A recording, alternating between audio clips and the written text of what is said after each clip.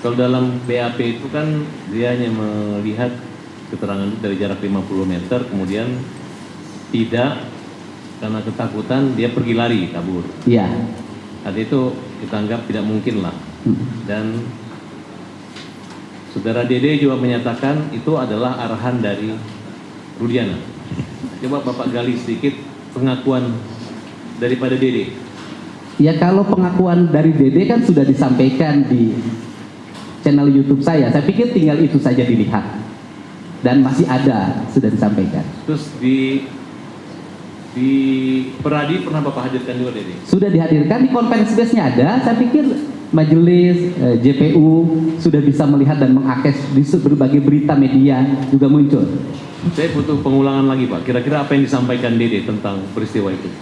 Yang disampaikan oleh Dede Iya. Yang disampaikan oleh Dede pada peristiwa itu bahwa saudara Dede dijemput. Saudara AF minta dijemput oleh saudara Dede untuk diantar ke Polresta. Ya. Kemudian ada pertemuan nggak antara Dede dengan Rudiana? Kalau pengakuan Dede ada pertemuan di situ sebelum diperiksa. Itu pengakuan Dede. Artinya menurut Dede semua keterangan yang disampaikan itu adalah arahan dari Rudiana. Menurut Dede di channel YouTube saya seperti itu. Apa benar menurut Dede tidak pernah datang ke pengadilan dan yang melarang datang ke pengadilan itu adalah Rudiana? Di channel YouTube saya dan di berbagai channel media seperti itu jawabannya. Apa kesimpulan Bapak tentang peristiwa pengakuan Dede tersebut? Kesimpulan saya dalam peristiwa pengakuan Dede bahwa Dede tidak mengetahui peristiwa pengejaran dan Dede memastikan pada malam itu tidak ada kerumunan orang di depan SMP 11, tidak ada anak-anak bergerombol di gang SMP 11 pada malam itu. Tidak ada peristiwa pengejaran dan Dede setelah membeli rokok kembali lagi mengantar AF ke tempat pencucian mobil. Tekanan-tekanan batin apa yang membuat Dede itu mau jujur sama Pak Dedi? Dia mengatakan selama 8 tahun tersiksa hidupnya. Dia mengalami problem psikologi dalam dirinya, hidupnya seperti mengalami ketakutan. Saya dengar ada ungkapan bahwa Dede siap dipenjara untuk menebus kesalahannya. Coba Bapak jelaskan. Iya, Dede berulang-ulang saya nanya, kamu bohong atau tidak? Dia katakan, saya tidak berbohong. Pernyataan Dede sudah disampaikan di depan notaris. Dan nanti sebentar lagi akan kita legalisir di pengadilan negeri. Karena ini erat kaitannya dengan saya mendapat informasi bahwa Bapak dilaporkan oleh AEP, Bapak dan Pak Dedi dan Dede dilaporkan. Iya. Ini menyangkut seolah-olah menghalangi merintangan dan berbohong kira-kira penyidikan. Tapi saya yakin apa yang Bapak lakukan itu bukan suatu kejahatan. Iya, yang saya lakukan hanya ingin menyampaikan informasi tentang sebuah peristiwa secara terbuka dan semuanya ingin diuji lewat lembaga peradilan karena saudara AF dan Dede sebelum saudara Dede bertemu saya sudah dilaporkan ke Mabes Polri oleh keluarga terpidana atas dugaan kesaksian palsu. Sedikit lagi, bisa tidak Bapak mengungkapkan atau menyebutkan siapa-siapa orang yang mengalami penyiksaan yang Bapak wawancarai, baik yang sudah keluar dari penjara selain Tata ataupun siapa yang pernah Bapak wawancarai? Kalau diwawancarai musuh di channel tidak ada kalau yang di dalam karena kan aturannya kan tidak boleh. Yang saya hanya mewawancarai kan yang di luar. Ya, yang di luar. Yang di luar itu diantaranya saudara Aldi, adiknya dari Eka. Apa cerita Aldi kepada Bapak? Sama, bahwa dia mengalami penyiksaan yang luar biasa, kemudian dia berhenti disiksa karena Eka-nya menyampaikan bahwa saya pelakunya, kemudian kamu bukan pelakunya, untuk menyelamatkan adiknya. Oke. Kalau yang Bapak ketahui tentang Teguh ini, bagaimana Pak?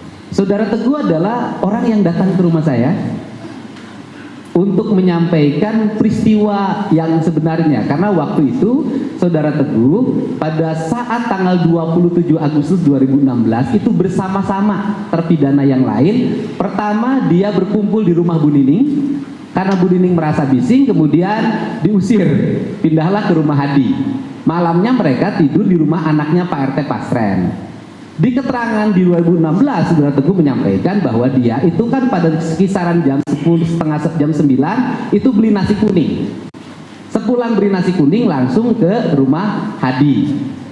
Dan kemudian nginep di rumah RT Pasren. Tetapi pada waktu BAP 2016, Saudara Teguh diarahkan, menurut keterangan Saudara Teguh pada channel YouTube saya, bahwa Saudara Teguh sepulang dari beli nasi kuning langsung pulang ke rumah dan tidur. Saudara saksi tahu kalau Saudara Teguh sudah mencabut keterangan saksi beliau? Menurut keterangan Saudara Teguh mencabut pada waktu kasus Peggy 2024. Nyabut ya? Oke, saya beralih ke Teguh sejenak. Saudara Teguh, apa yang kamu ketahui tentang perkara terkait Saka Tatal dalam peristiwa tanggal 27 itu? Pada malam kejadian, apa yang Teguh ketahui? Saya tidak tahu Saka. Kalau Tapi Teguh kenal Saka? kenal, Nah, waktu malam tanggal 27 itu ketemu Saka, apakah ada Saka di rumah Pasren? nggak ada. Kemudian apa yang saudara katakan pada berita acara penyidikan tentang kehadiran Saka? Ya Teguh cerita yang 5 itu Eka, Eko, Hadi, Jaya, Supri, terus Teguh, Okta, Udin, sama Pram bilangnya gitu. Cuman ya itu kata Kenapa di BAP ada nama Saka? Teguh juga nggak tahu tuh. Kamu Nggak nyebut nama Saka Teguh juga. yang kamu cabut BAP-nya apa? Yang kamu cabut tentang keterangan tersebut? Ya yang itu nama Saka. Artinya Saka tidak ada. Iya tidak ada. Kenapa Teguh mengatakan ada? Karena dipaksa, karena disiksa, atau karena diarahkan? Karena diarahkan penyidik. Soalnya waktu itu kan Teguh tetap kekeh bahwa di situ tuh tidak ada Saka.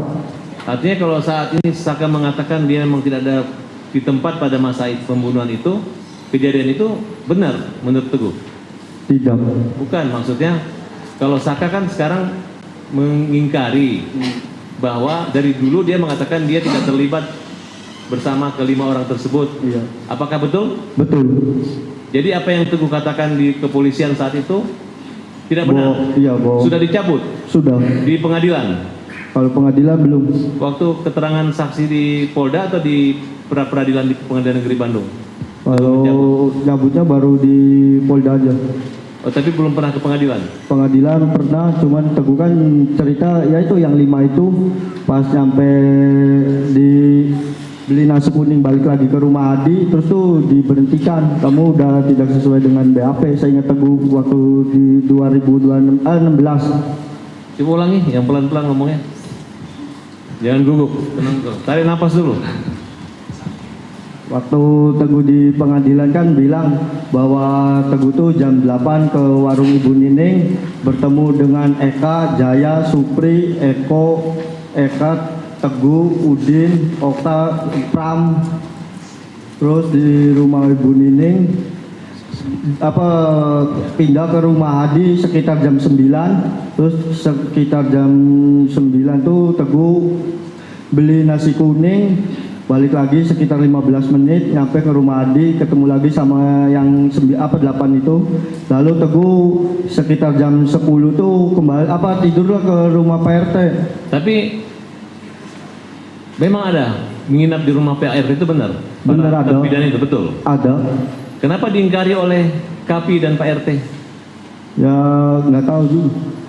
Kamu yakin bahwa mereka memang di rumah Pak RT? Saya yakin.